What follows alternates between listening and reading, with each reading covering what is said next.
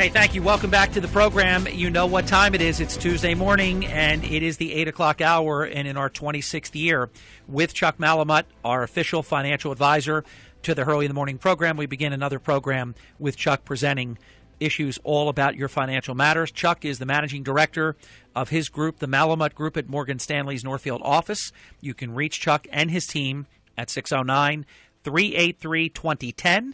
And the following program that you will sit back and enjoy is a program segment presented by Chuck Malamut, who is a financial advisor at Morgan Stanley. The information, views, and opinions expressed on this broadcast are those of Chuck, do not necessarily reflect those of Morgan Stanley or its affiliates. They are current as of the date of this broadcast and are subject to change without notice.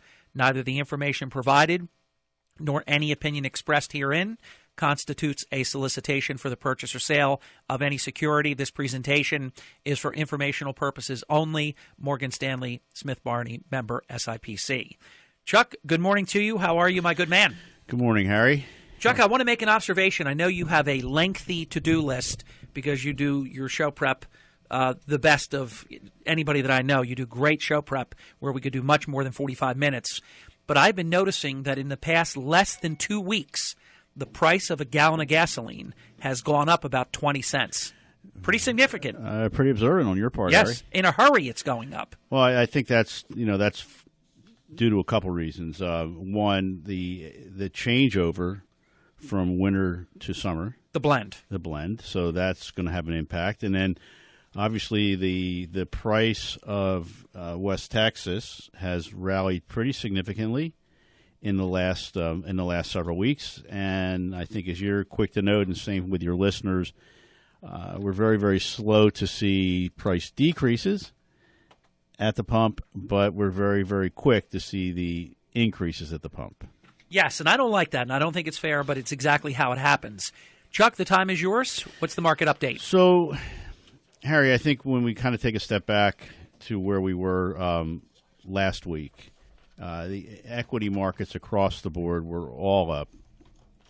It was the fourth consecutive week of gains, and it's been the first time we have seen that since last November. The S&P was up over 1%, and that, as you just referred to, is due in part to an increase in oil prices, and that's being that we believe that the economy is getting better, and then a positive reaction to the European Central Bank's policy easing announcement, which came last Thursday. So if you take a look back, we were at 1,810. That was the low of the S&P 500. And from that point in time, the market has moved up 11%, more than 200 points, and pretty much erasing all of the losses that we had incurred earlier in the year. And this is truly goes back to the strategy of trying to invest more on a long-term basis and have long-term goals rather than short-term trading, because in all likelihood, if you were trying to trade the market, you probably would have gotten whipsawed to a certain degree. But, Harry, in spite of the gains, investors still remain skeptical, sleeping with one eye open about the prospects of where we are going with stock prices. So, conditions have improved over the past month. The economic data that has been coming out of the U.S. has been, for the most part, pretty solid. If you remember back in January, every day we were so focused on China and what was happening within China. So a lot of the worries about China have, I don't want to say they have gone away, but they've sort of taken a back burner, sort of faded. And as we have witnessed last week, global monetary policy is certainly a lot more accommodative today than it was, say 6 months or a year ago. Conversely, on the flip side, valuations now look a little less compelling because we've had that big move in equity prices. We're getting towards the end of the first quarter, I'm going to, within a month's time, we're going to see corporate earnings coming fast and furious. So, corporate revenues are still somewhat under pressure. It's certainly, as you look what's happening, in the oil market per se, or the Texas, Louisianas of the world, as oil prices, continue to rally, but there's still been a lot of damage that has been incurred, within that particular spot within the economy. So, we have a lot of cross currents to deal with. Investors are looking, for that signal or signals that, long-term economic conditions could improve. So, when you look at what has happened and transpired over the last week, I think the number one issue that came was what happened with the ECB. And, initially on Thursday, the markets did not really care for what the ECB, what they were coming with as far as, trying to assist the equity markets. And then on Friday, the market sort of turned the other way in an upward bias, and we had a very, very good rally to end the week. Did the Dow actually go into positive territory? Well, what happened? That one big day, 200 points or whatever it was? Sure, because we were up over 1%, yeah. For 1.2% for the week. Yeah. And that transpired, basically across all markets. And believe it or not, if I polled you and your listeners, and if I asked you, what do you think is the best performing market so far in 2016? We'd be shocked to learn it's energy. No, I'm talking about just the markets themselves, okay. Not the sectors within the S&P 500. I'm talking about the DAX. Okay, which indice? The FTSE, the Hang Seng, the Shanghai. Believe it or not, is it the Dow? No, the number one performing market year to date is the emerging markets. Okay, and that is to a certain degree because if you take a look at what has happened with commodities.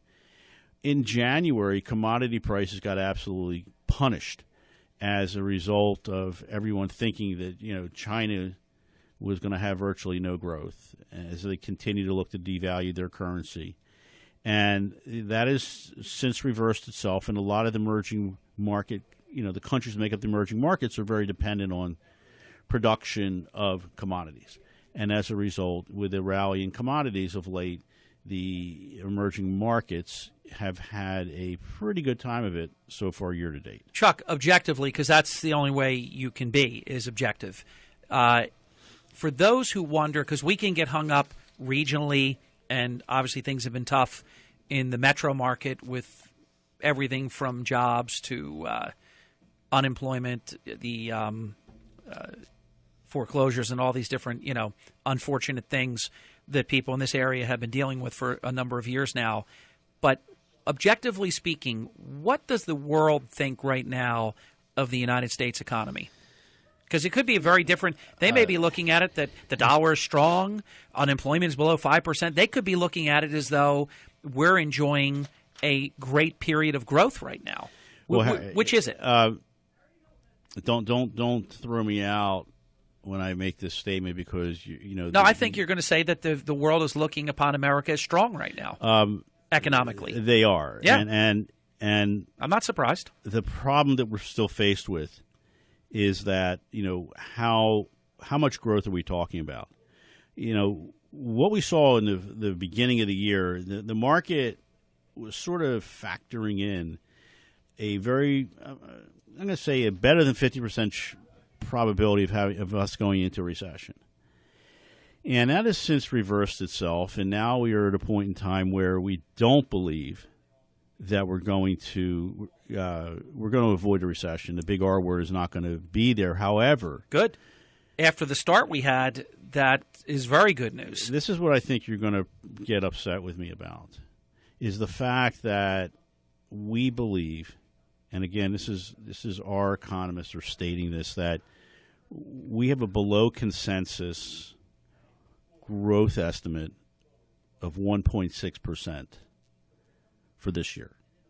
Now, I'm not upset with you, but that's obviously terrible. Yeah. So what, again, we're on the low end of those projections. I mean, I've seen it over 2. I've seen it close to 3.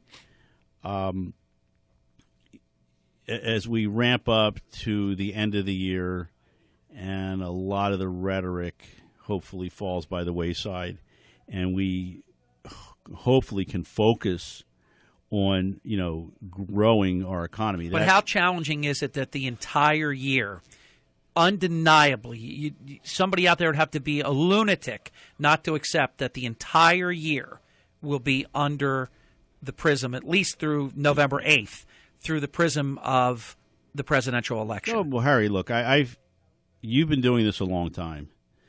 I've been with you for 26 years. Yes, sir. I've never, ever have seen this much attention this far out. It's true.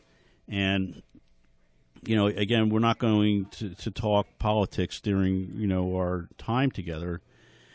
But it becomes very, very discouraging, when there's so much time spent on, again, this is not, I'm not saying this is not important. Chuck, even business channels talk all politics. It's all day. It's all Neil day. Cavuto, who I have total respect for, his entire network is basically politics, and they thread in the business aspect within the politics. Yeah, so and that's a business channel. I think that, again, we really need to, in our world, we will be focusing more now on results of the first quarter. The fact of the matter is, as I mentioned a few minutes ago, investors, not traders, should be very, very pleased with the amount that what we've accomplished in a relatively short period of time. Now, there's a lot to be said for that. So I think with volatility somewhat subsiding, I mean, we all can kind of breathe a sigh of relief. However, we're pretty certain that as we work through the rest of the year, that volatility will be coming back, and we just have to be conscious of that. Brief time out. We're going to be back in just a couple of minutes. Don't go away. You're listening to Chuck Malamut, all about your financial matters, here Tuesday morning in the 8 o'clock hour.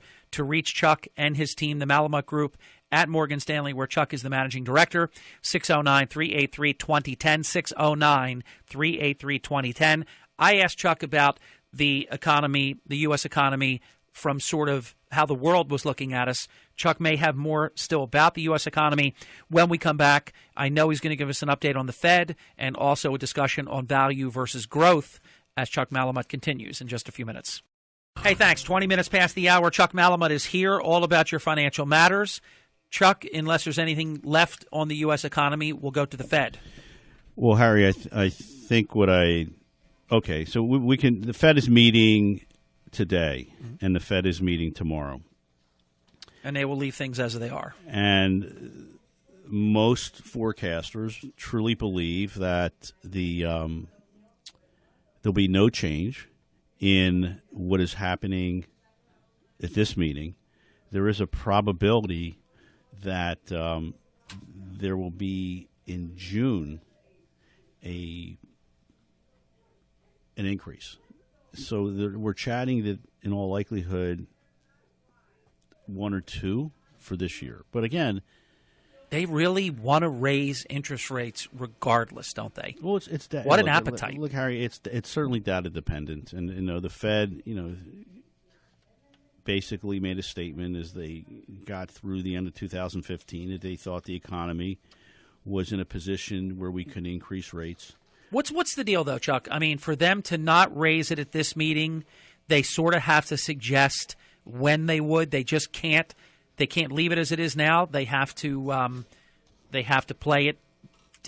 There's sort of Fed speak, isn't there? It is, and look. So we kind of chatted a few minutes ago about our economy. So we seem to be moving in the right direction. Now I think we're certainly not at light speed, but we're not moving backwards. So we expect that the first quarter growth could show some improvement as a result of some lower gas prices that we all enjoyed, at least temporarily. Again, lower mortgage rates, as Brother Bill, we'll chat about. Yep. And the consumer is feeling a little bit better, so they're spending some more. So now, as what we've seen, I think will happen at this meeting, the Fed will not make a. We don't think the Fed's going to make a move this meeting. However, they will probably indicate that future increases are still going to be, forthcoming to a certain degree. We don't think they're going to nail down the timing. They're not going to say, okay, we're coming in June, we're coming in September, we're coming in December. But I wouldn't be at all surprised, Harry, if the equity markets continue with the stability that we've seen. And again, I think a lot of that obviously is very, very data dependent. And as first quarter earnings go, so will the markets. The Fed, I think, is, as you mentioned, is committed to have an increase or two this year. I mean, they even put one in that they shouldn't have put in. They were that committed. Well, I don't think that. I think they were committed. Well, obviously, we know they were committed, Harry. I don't think the timing was right. I mean, if you go back and look, there was some angst, to increase rates in the September meeting, and they in fact pushed it to December. And I think by then December was a little late, and then everyone witnessed and unfortunately participated in that movement when they increased rates. And what happened in China and the rest of the world, we ended up with the worst January that we basically have had. But do you agree? I'll say it as a layperson. I don't believe that the modest increase that they did, quarter of a point, I don't think that had anything to do with how the year started. I don't think they should have done it, but I don't think it really had an adverse impact. Well, I think, Harry, that was one of the items that pushed the market off the edge, so to speak. But I thought the market had already built it in. I think they did to a certain extent, but I think with the language that the Fed came with in December, the market didn't really care for it. And that certainly was not the be-all, end-all to push the market in the wrong direction. There were a lot of mitigating factors, particularly what was happening overseas, what was happening with commodity prices. I mean, if you look, for instance, at the oil patch, you looked at obviously depressed equity prices, and then as a result, in a matter of a relatively short period of time, if you bought an investment grade bond from an oil patch or oil patch related company, chances are that you were down anywhere from 15 to 30% on that bond in a relatively short period of time. That's if you were to sell it. If the bond makes the payment, and so far the bankruptcies have not been pretty insignificant because everyone was calling out for multiple bankruptcies in very, very large companies, and that has not happened. Chuck, I've been looking forward to getting to this part of the program. Then after the bottom of the hour break, I have an Atlantic City financial question that I think you're going to enjoy to have a discussion because I think it's substantial. And with what's going on right now and what happened in Trenton yesterday, I think that there's a big issue that we can chat about in the last segment that we have. But on a longer-term level, Chuck, I think the big investment debate of 2016 on the trading desks right now is value versus growth. Yeah, and Harry, so what has happened is as we have come out this particular rally, it's been pretty unique because most rallies are led with growth stocks. Your higher betas, the stocks that aren't paying dividends per se. And what we have seen now in this particular rally is the fact that value, large cap value, dividend plays have led us into this rally, and that's pretty unique. We don't see that very, very often. And then if you look, as a result of that being said, the number one and the number two sectors within the S&P 500 as far as returns year to date happen to be telecom. And a lot of telecom companies have pretty healthy dividends, and then utilities. Conversely, on the back end, the companies that aren't, or the sectors that have not worked year to date have been technology, healthcare, and financials. So this rally is different, and as a result, we've seen that rotation, out of growth into value. The FANG stocks, as they're referred to, Facebook, Amazon, Netflix, and Google, which is now Alphabet. The FANG stocks have not done particularly well. And in the meantime, a company like a Verizon, hitting on all cylinders, hitting 52-week highs with a very, very healthy dividend. Is healthcare having a bad time of it because of so many of the exchanges that are failing and just the whole, complexities of a new healthcare delivery system? I don't think so, Harry. I think it's more related. Within healthcare, you have biotech, and biotech has been predominantly a momentum-driven type trade, and obviously there's a fair amount of risk in biotech, because if you have, you have the wrong company in the right sector, you can absolutely get punished. If you have the wrong company in the wrong sector, you can get punished again. But biotech, a lot of the companies are very, very dependent upon bringing new and hopefully, for their sake, approved FDA drugs. So I think when you kind of peel back the onion, so to speak, you're going to find that biotech as part of as part of healthcare is certainly not helped. Brief timeout. Coming back, it's halftime. When we come back, Dateline Atlantic City with a financial twist. Chuck Malamut, the official financial advisor to the Hurley in the Morning program. I strongly encourage that you make him yours, and he can introduce to you what I've learned about a long time ago, 30 years ago. Chuck's perfected concept of total asset management coupled with the all-important asset allocation. The Malamut Group, led by Managing Director Chuck Malamut at Morgan Stanley's Northfield office, 609-383-2010. We'll be back in just a few minutes. Hey, thanks very much. Welcome back. 33 minutes past the hour. Chuck, I know that you only had a chance to, we'll hold Atlantic City for one more moment or so, whatever time you need on ECB, the easing package, because you mentioned ECB, so I thought we covered it, but you really didn't get a chance to cover it. So Harry, what happened last week? They came on Thursday. The markets initially were, sort of iffy, a little skeptical about what was said in their decision with respect to the prospect of negative interest rates. That was, in fact, raised as a result. So, however, Friday, the markets focused more on the positives, which drove equity prices slightly higher. So think about this for a second. The stimulus that they announced, that being ECB, kind of surprised everyone, and it exceeded expectations. That reflected the ongoing challenges that Europe faces, along with their expected road to recovery. And remember, Europe has kind of always been behind, the U.S. per se. And I think the number one item that they reflected on was the fact that in the package was a reduction of interest rates further into negative territory. So imagine, Harry, the deposit rate is now negative 40 basis points compared to negative 30 basis points, so a 10 basis point movement. Now, we can debate all day long about negative interest rates because, there's two sides to this discussion. The challenge that individual investors have at this point in time is that if you look at fixed income securities, roughly 65% of the government bonds worldwide are now yielding less than 1%.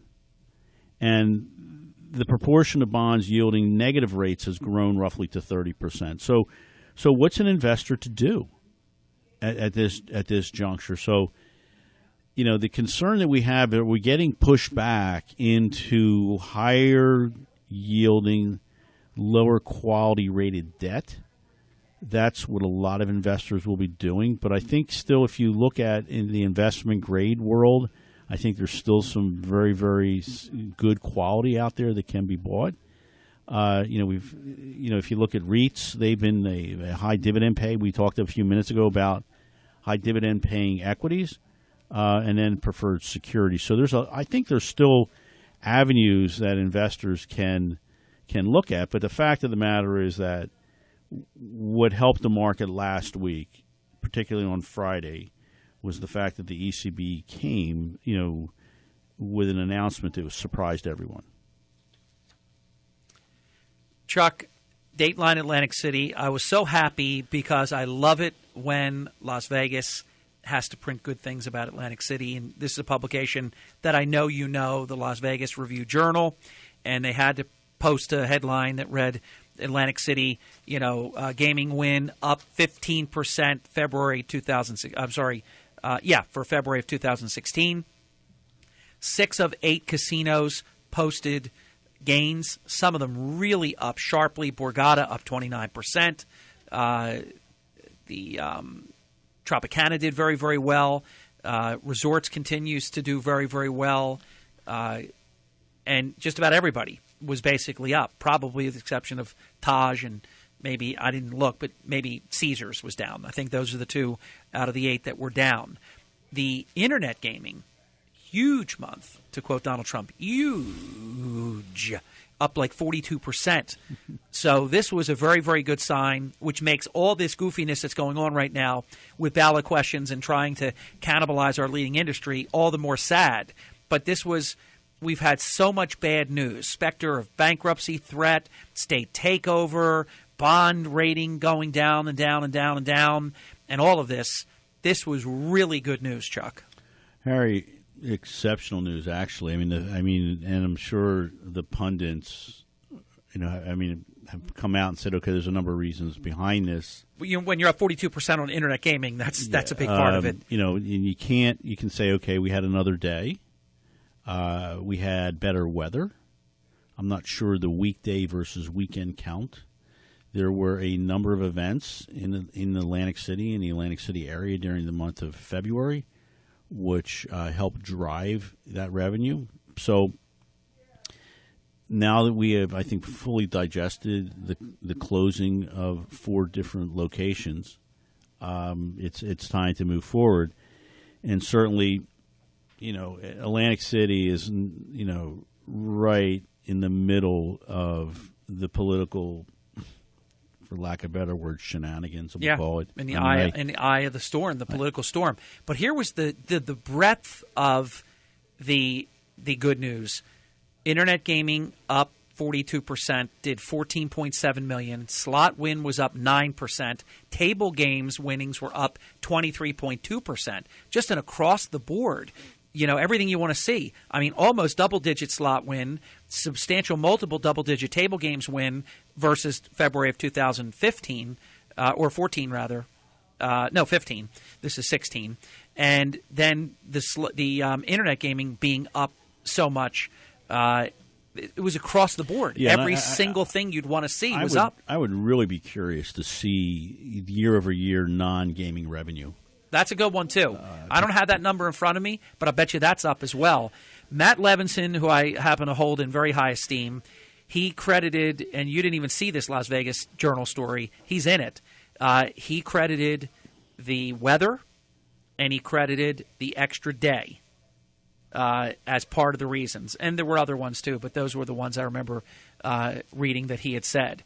So that's a very good sign, and if we can keep gaming here in Atlantic City only, I think we've shown that this is the right size jurisdiction to build from. Well, Harry, look, so you add that extra day, and with all things being equal, and again, I'm not sure what the weekday versus weekend count was year over year, but it's a 3.4% increase, we'll call it, having 29 days versus 28. Yeah, just the one day. So now... But still, it's a lot more than that. Yeah, so now the question is, where does that 11.5%, well, I think the $14.7 million with the internet gaming is a big part of it.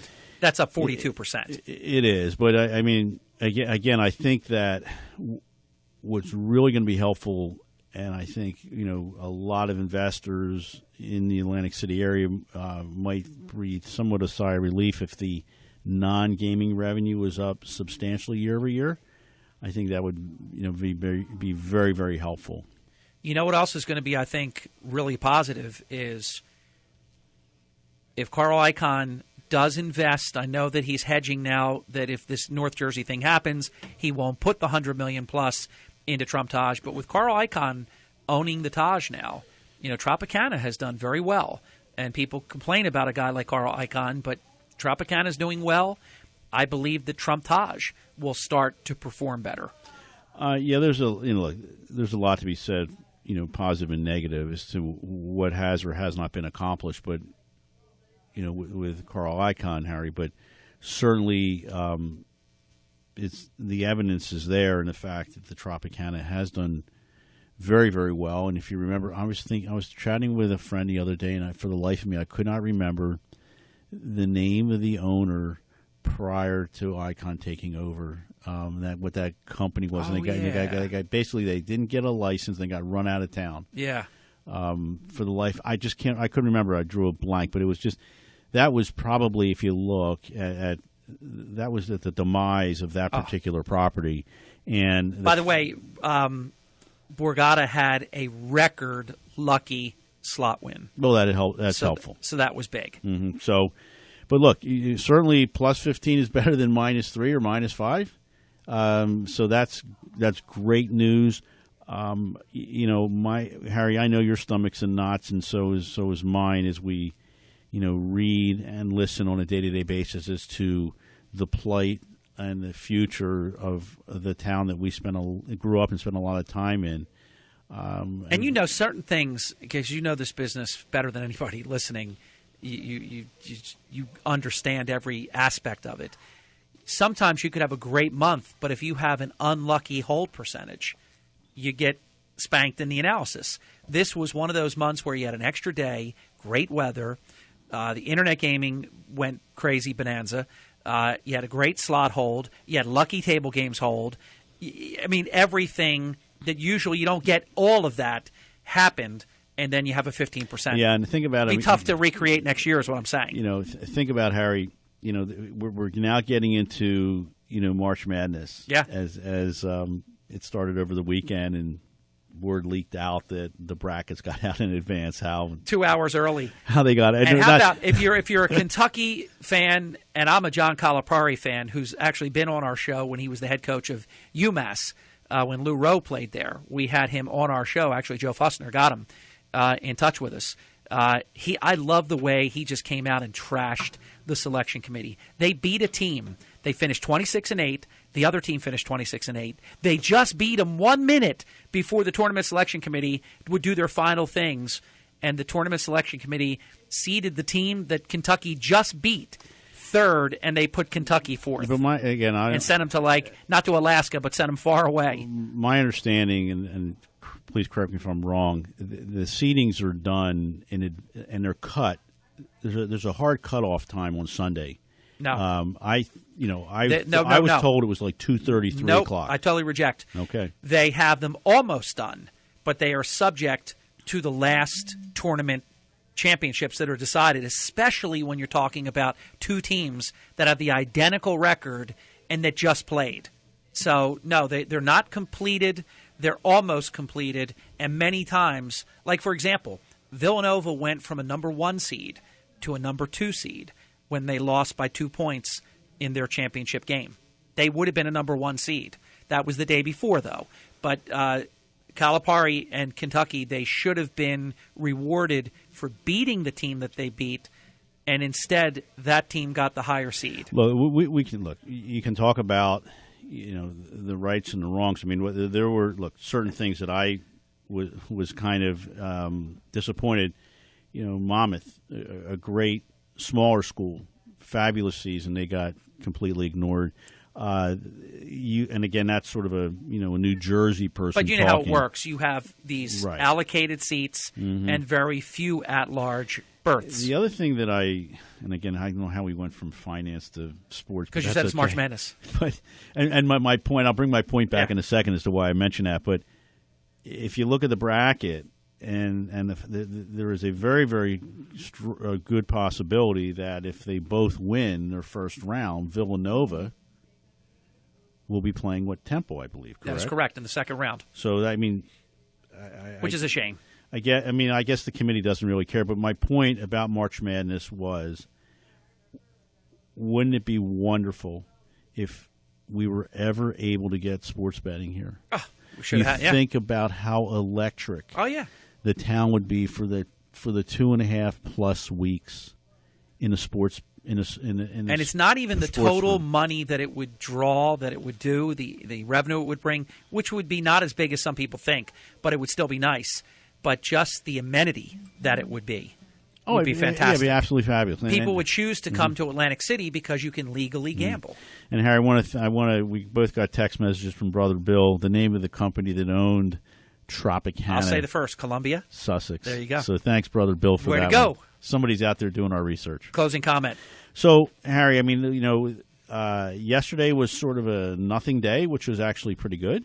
Today, we don't expect any major movements one direction or another. So, it seems that the volatility has subsided fairly significantly. But I think, as I mentioned to you before, we have to be very, very careful about that, because with the volatility dropping, investors become very, very complacent, and that is not necessarily a good thing.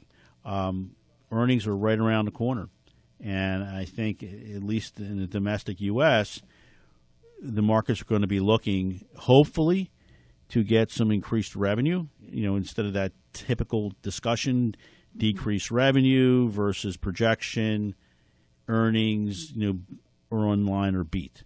So we got to reverse that course, and hopefully we can get there. Great stuff. To those on hold, we're going to go to your calls in 3 minutes right after the break. And let me say one other thing about the casinos and the internet gaming aspect. Resorts did about $1.3 million for the month of February 2016. That's about a little more than a quarter of what Borgata does, and about half of what a few other casinos, Tropicana and Caesars each do, that do at least or around $3 million each. But PokerStars, their internet gaming partner, comes online next week. I expect big things from resorts with internet gaming starting next month and beyond. Agreed, Harry. Absolutely. We'll be back. You've been listening to Chuck Malamut. Your calls are next, 609-407-1450. Don't hang up. We're coming right back to you. This program is a program presented by Chuck. He's a financial advisor at Morgan Stanley. The information, views, and opinions expressed on this broadcast are those of Chuck, do not necessarily reflect those of Morgan Stanley or its affiliates. They are current as of the date of this broadcast, subject to change without notice. Neither the information provided nor any opinion expressed herein constitutes a solicitation for the purchase or sale of any security.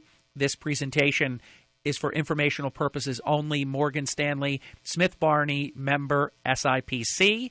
Back with your call, 609-407-1450 next.